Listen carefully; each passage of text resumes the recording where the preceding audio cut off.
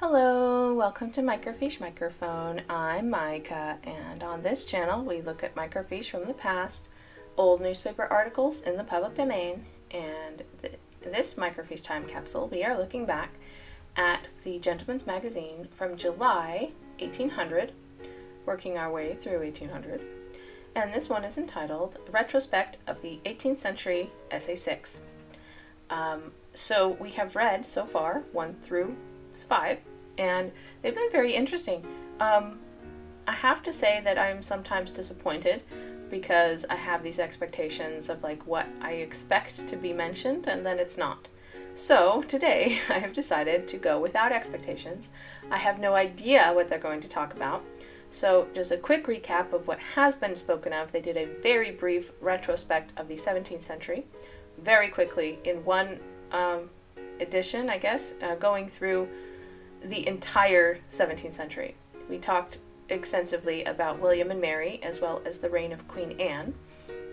And then last time we jumped to a look into two different influential people, and that was John Locke and John Holt, Sir John Holt.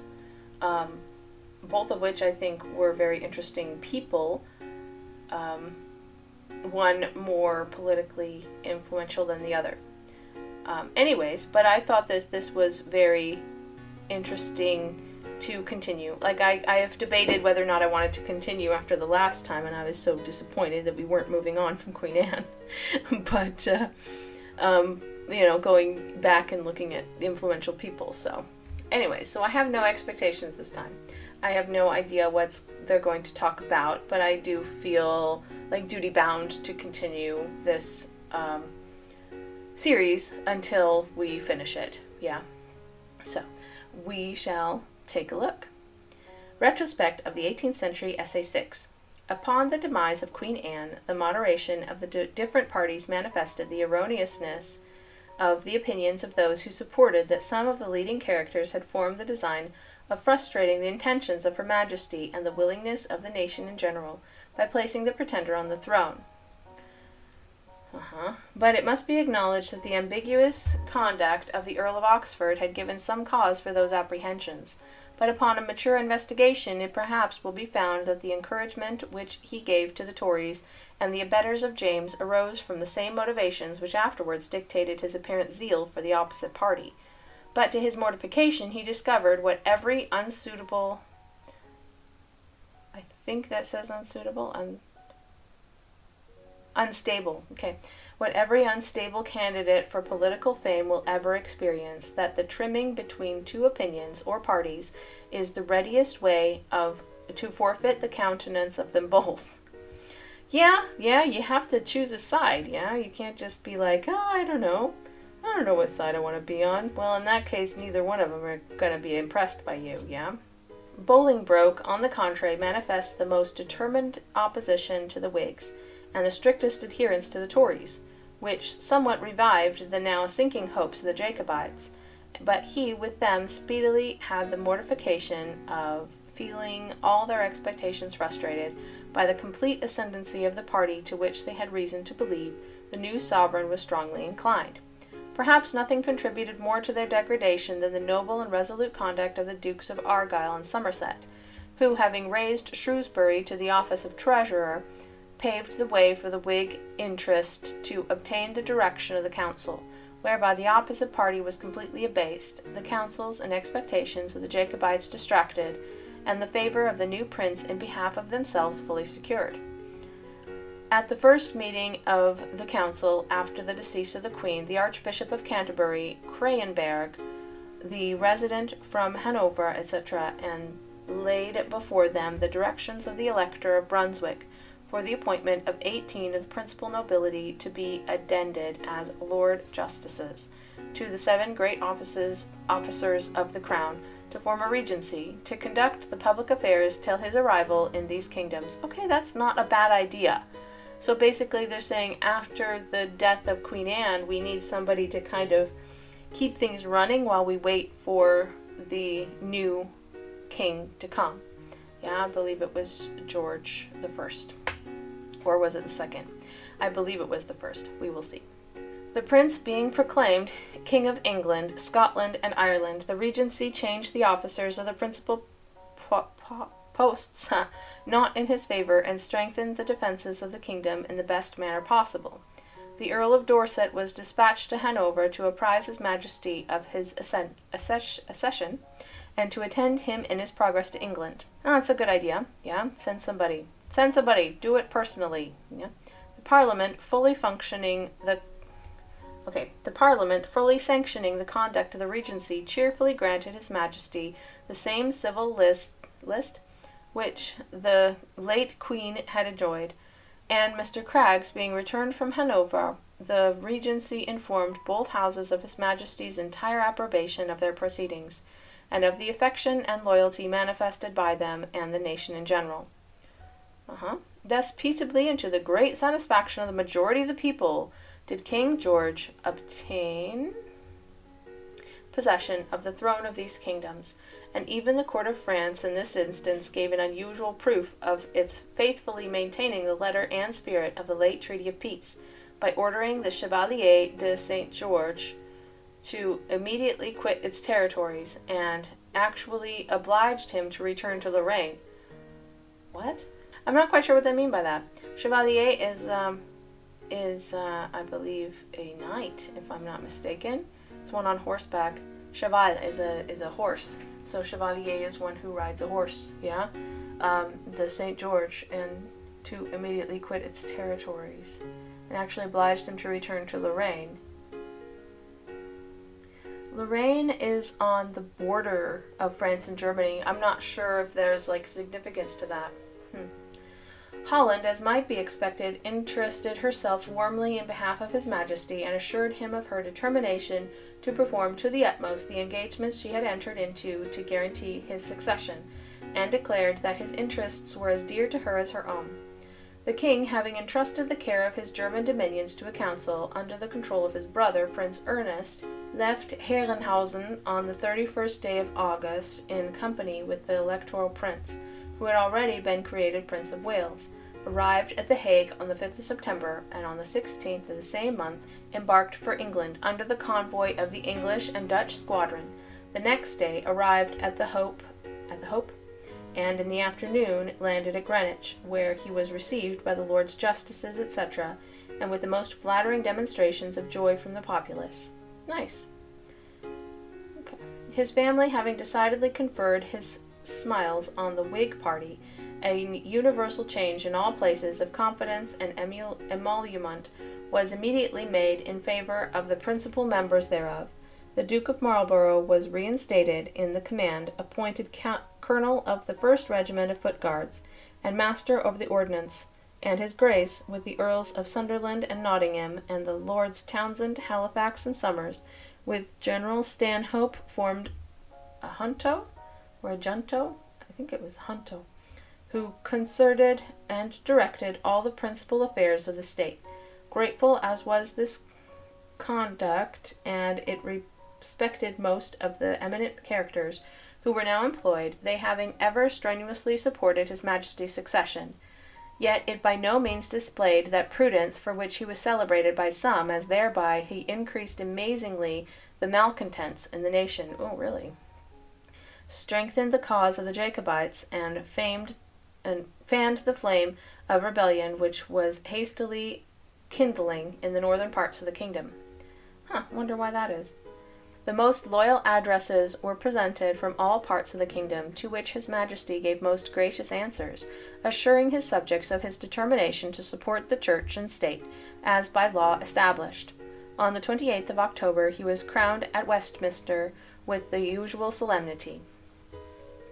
A manifesto published by the Pretender at Lorraine was forwarded to many of the principal nobility, loudly remonstrating on the injustice of proclaiming a foreign prince king of these realms, contrary to the incontestable laws of hereditary right, etc.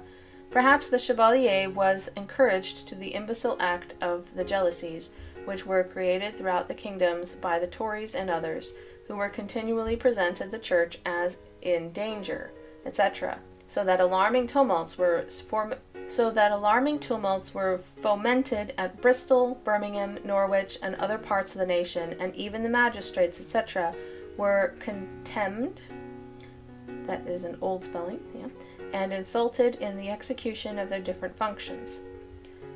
On the 15th of January, 1714-15, a proclamation was issued for calling a new Parliament, wherein His Majesty desired his subjects to elect such persons as had shewed a firmness to the Protestant succession when it was in danger, and suggesting that the last House of the Commons was not composed of such firm friends to that cause as was necessary.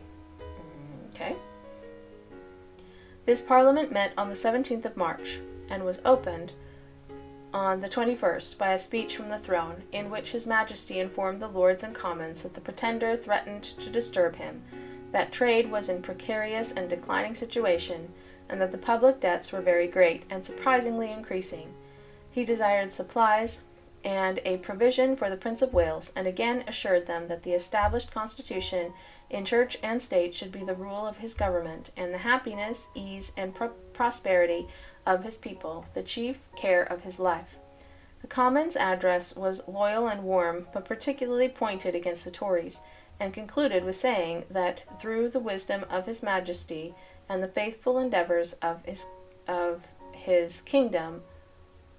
Commons, and the faithful endeavors of his Commons, the reputation of his kingdom would in due time be vindicated and restored. Having requested His Majesty to lay before them the negotiations for peace and commerce, a secret committee was appointed to inspect them, the consequence of which was that Matthew Prior, one of the plenipotentiaries, was committed to prison. Mr. Harley and several others were taken into custody, and Lord Viscount Bolingbroke and the Duke of Ormond were impeached of high treason. The debates on these impeachments ran very high, and Bolingbroke, to avoid imprisonment, retired to the Continent. Publishing a vindication of his conduct, declaring that if he had not been conscious of his being prejudged and condemned, he should not have declined the closest investigation, and defying his opponents to prove any charge of misconduct or embezzlement which had been preferred against him. Well, good for him. He's like, I didn't do it, yeah? His lordship was speedily followed by His Grace the Duke of Ormond, who in August withdrew also to France. Their impeachments were immediately followed by those of the Earl of Oxford, who was by the direction of the Lords committed to the Tower. These proceedings, which probably had their foundation more in party spirit than in a real love of country and justice, greatly incensed the populace, who in considerable numbers attended the Earl to the Tower, and vociferated throughout the streets High Church, Ormond, and Oxford. At the latter end of July, His Majesty, having in his speech informed his Parliament that he had received advice that the Pretender was preparing to invade his dominion, being encouraged, he said, by a restless party at home, he desired that they would make provision for their defense. They immediately voted that 3,000 dragoons and 4,000 foot should be raised, and an addition should be made to the guards, and assured him that they would stand by him with their lives and fortunes. T. Mott, FSM. Wow, that was really interesting. So, that was really action-packed compared to the last couple that we've read. But this was, wow, a lot happened in a very short time. Maybe that's why they were waiting to talk about this until after they'd mentioned the other influential people of the century. But, wow. That was the succession after, following the death of Queen Anne. So, here's what I know about it. Here's what I've learned about it recently. And that is that Queen Anne was Protestant. And she was in a mixed religion family. She was Protestant, but her brother was Catholic, as well as her father, I believe. Was it her father? Anyways, there was definitely another Catholic in her family. I'd have to look it up to be sure. But there came out this law in the early 18th century where it discusses that monarchs in England must be Protestant, or at least not Catholic. They're not allowed to be Catholic, and they're not allowed to marry Catholics. Because of that law, even though Queen Anne's brother, or half-brother or something, really wanted to be king, and he was trying really hard, and that's why they called him the Pretender. I'm pretty sure that's who they're talking about. We can look it up to see if there's somebody else, but it was her brother who was like, hey, I'm supposed to be king after Anne, and because of this law saying that you can't be Catholic and be king, that he was ineligible to ascend the throne. And because Queen Anne had no living children, she had given birth several times, but they were all either miscarriages or died like within a short time after birth. So none of them lived to adulthood. Like she outlived all of her own children. So after her death, then the line then went to where? Where'd it go? Where'd it go?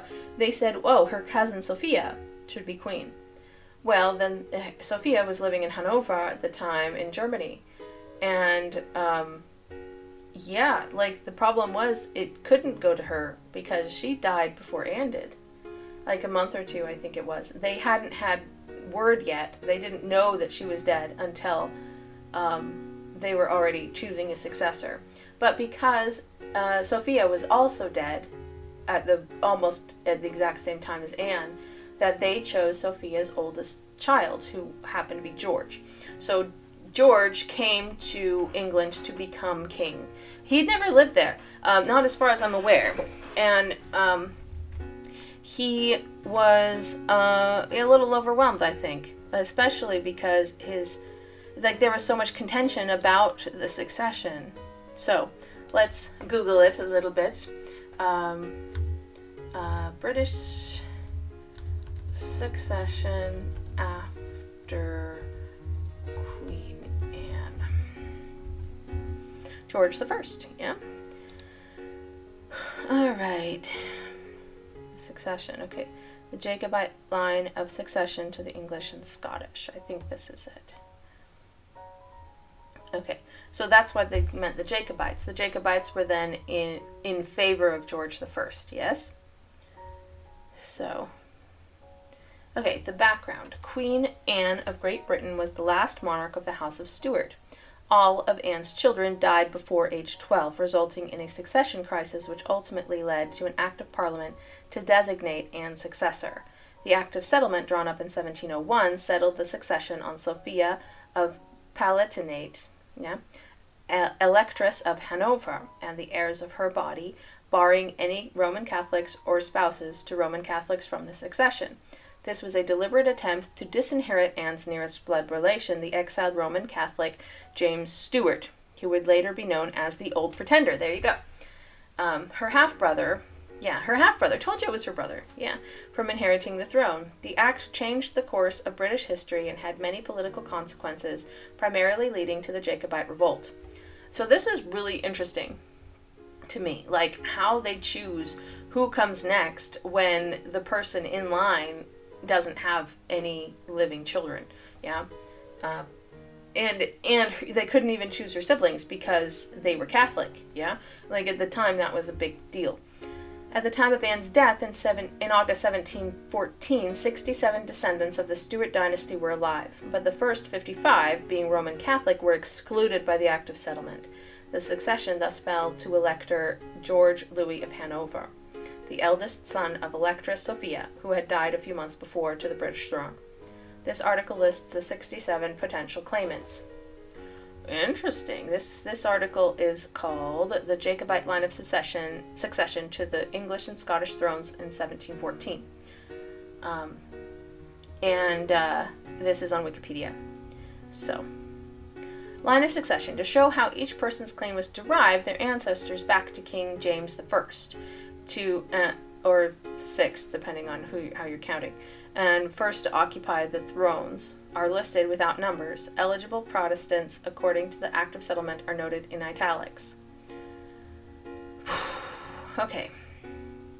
So, James I died in 1625, and then Charles I of England and Scotland died in 1649. James II died in 1701.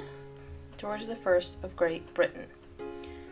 George Louis, German Georg Ludwig, was born 28th of May 1660. and died the 11th of June 1727. So he became king in 1714. That would make him 54? Yeah. So no wonder his mother was dead. Jeez. Okay, at the time, it wasn't really common for people to live that long. Was king of Great Britain and Ireland from the 1st of August 1714 and ruler of the Electorate of Hanover within the Holy Roman Empire from the 23rd of January 1698 until his death in 1727. He was the first British monarch of the House of Hanover and as the most senior Protestant descendant of his great-grandfather James VI and First. Born in Hanover to Ernest Augustus and Sophia of Hanover, George inherited the titles and lands of the Duchy of Brunswick-Lüneburg from his father and uncles. In 1682, he married his cousin Sophia Dorothea of Celle, with whom he had 2 children. Celle is not that far from Hanover. It's kind of a leisurely, drive. I'm assuming that it took longer back then. He also had 3 daughters with his mistress, of course he did, Melusine von der Schulenburg. George and Sophia Dorothea divorced in 1694. Was that even allowed? I guess it was, because he was Lutheran, right? A succession of European wars expanded George's German domains during his lifetime. He was ratified as Prince Elector of Hanover in 1708. After the deaths in 1714 of his mother, who had been the heiress presumptive, and his second cousin, Anne, Queen of Great Britain, George descended the British throne as Anne's closest living Protestant relative under the Act of Settlement 1701. Jacobites attempted but failed to depose George and replace him with James Francis Edward Stuart, Anne's Catholic half-brother. Okay, so my bad. So the Jacobites were on the other side. They were on the side of the pretender, Anne's half-brother, who was Catholic, and he couldn't be king because he was Catholic.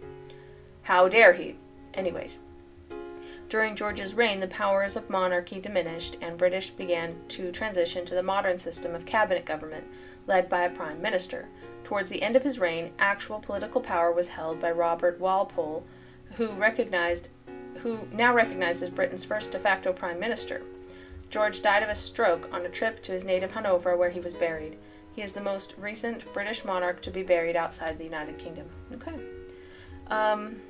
I'm not going to read about his early life. What I'm mostly interested in is this electoral reign here.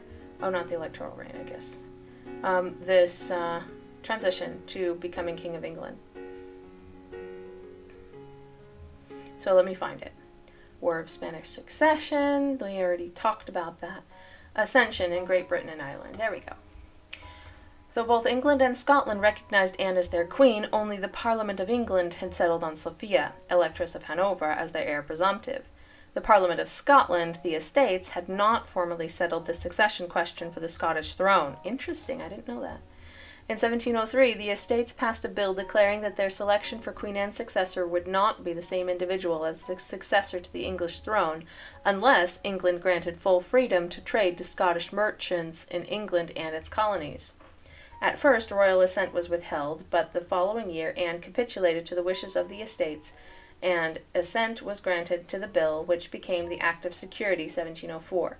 In response, the English Parliament passed the Alien Act of 1705, which threatened to restrict Anglo-Scottish trade and cripple the Scottish economy if the Estates did not agree to the Hanoverian succession. Well, that's kind of rude, you know? Eventually, in 1707, both parliaments agreed on a treaty of union which united England and Scotland into a single political entity, the Kingdom of Great Britain, and established the rules of succession as laid down by the Act of Settlement in 1701. The Union created the largest free trade area in the 18th century Europe. I believe this was mentioned in a previous article. Whig politicians believed Parliament had the right to determine the succession and to bestow it on the nearest Protestant relative of the Queen, while many Tories were more inclined to believe in the hereditary right of the Catholic Stuarts, who were nearer relations. Yeah, well, they're not wrong, right? But because they didn't want a Catholic, that wasn't possible, so... In 1710, George announced that he would succeed in Britain by hereditary right, and the right had been removed from the Stuarts, and he retained it. This declaration was meant to scotch any Whig interpretation that Parliament had given him the kingdom and convince the Tories that he was no usurper. Why did he do it in 1710? That was like long before he had inherited it. That seems a little bit presumptive, you know, because he didn't inherit the throne for another 4 years. George's mother, the Electress Sophia, died on 28 May 1714 at the age of 83. That's quite a long life, yeah. She had collapsed in the gardens of Herrenhausen after rushing to shelter from a shower of rain. Oh, that's so sad. Oh gosh, it starts to rain, so you run inside and then you die of a stroke. Jeez, that's horrible. George was now Queen Anne's heir presumptive. He swiftly revised the membership of the Regency Council that would take power after Anne's death, as it was known that Anne's health was failing and politicians in Britain were jostling for power. She suffered a stroke which left her unable to speak and died on the 1st of August 1714. The list of regents was opened, the members sworn in, and George was proclaimed King of Great Britain and King of Ireland. Partly due to contrary winds which kept him in The Hague awaiting passage, he did not arrive in Britain until the 18th of September. Well, that's still pretty fast considering the time and how people traveled back then.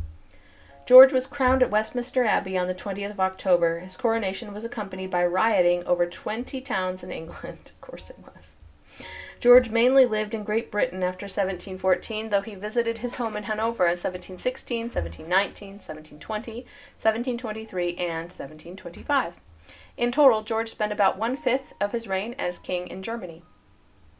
A clause in the Act of Settlement that forbade the British monarch from leaving the country without Parliament's permission was unanimously repealed in 1716. During all but the first of the king's absences, power was vested in a regency council rather than in his son, George Augustus, Prince of Wales. Okay, so he left his son in charge, but not the first time. The first time, all but the first. Okay, so only the first time his son was in charge.